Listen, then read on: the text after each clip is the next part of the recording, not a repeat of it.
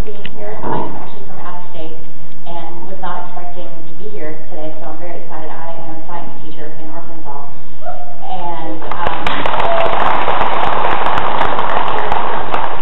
yes, ma'am. Oh, terrific. And prior to that, I was an environmental hydrogeologist. And next month, as I'm sure you're aware, is African American History Month, and I was designated by my department head to be in charge of the African Americans in Science Bulletin Board. And I was just curious to know who you think would or should play a prominent role in modern science, modern scientists that are changing the face of, well, the world.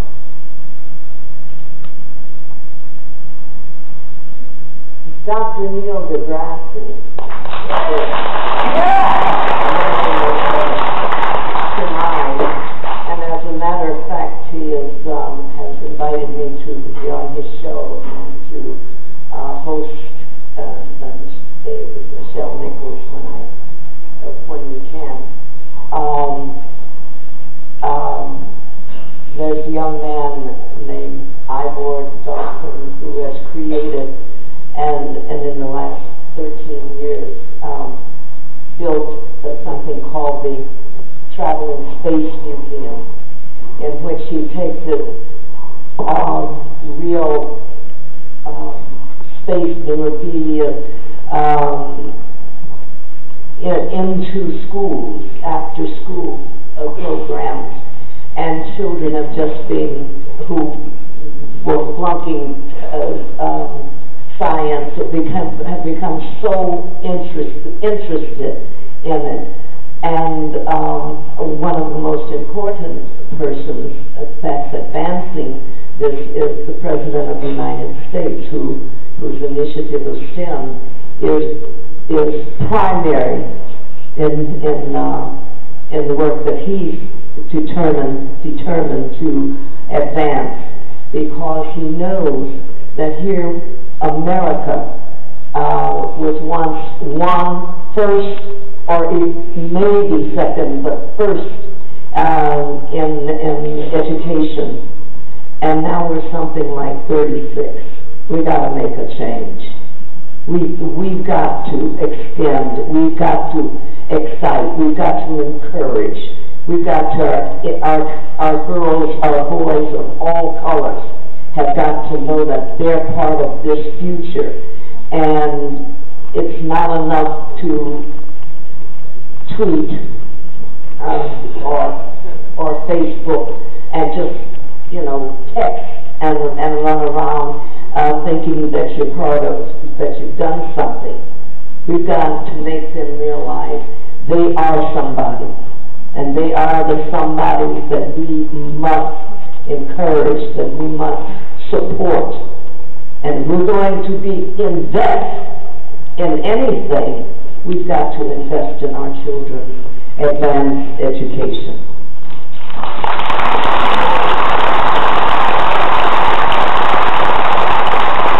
I would say this is extraordinary. I assume that in the early days of doing Star Trek conventions, that there were a lot of storytelling about making this show.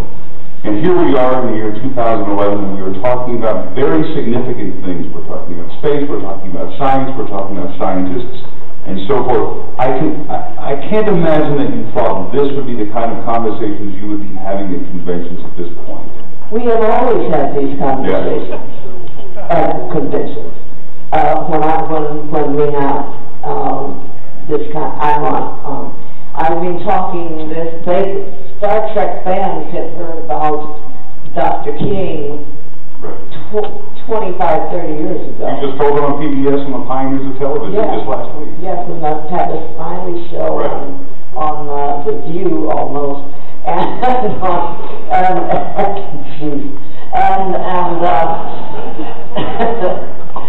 on Piers Morgan's show, and half a dozen other shows. But this has been the nature of my talk with my shows. Just what we're doing now, and just about, I don't know if I bore them to death, but most of them they're still at the microphone. Let's go first to the next. By this time, you know that I'm long-winded. You'll be back at your table after we get done, and they can come visit with you and sign, or sign autographs. So yes. Most of my questions have been answered. But I do want to thank you. Being the show itself has brought my family very close together, as many families here. It's a great topic to talk about, even still today. If you're an original Star Trek fan, you're pretty solid with me. And the main thing that the group of us who watch it together, the main topic that always comes up is your body. It is amazing. You got the best figure ever in my body.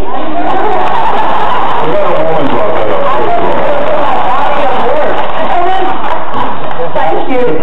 Thank you. Did you just have to work out constantly, or is that natural, or we're just curious? You tell. God is in her infinite in heaven and looked down and said, this poor kid is going to need more help tonight. No, I studied ballet from the time I was 9. I was 1 point by the time I was 12. I wanted to be a ballerina, and then I discovered Afro-Cuban and modern and other forms of dance, and it just couldn't contain me. And then vocally, I wanted to be from a opera star to a jazz singer, and so I did it all. I just and healthy living diet I grew up with my parents and all my sisters and brothers, you know, and I just think take the time and do it, you know. Thank you so much. We are literally up against it. I think there's a Q&A at 4 o'clock that begins in this room, and it is 3:58. So we're going to do a lightning round. Go quick. Let's see how quickly we can get through a couple of questions.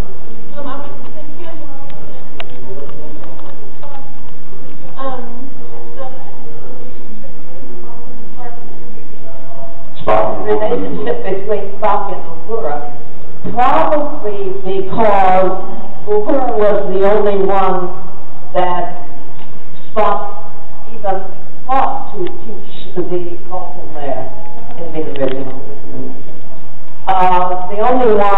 Uhura was the only one scared to spook Spock.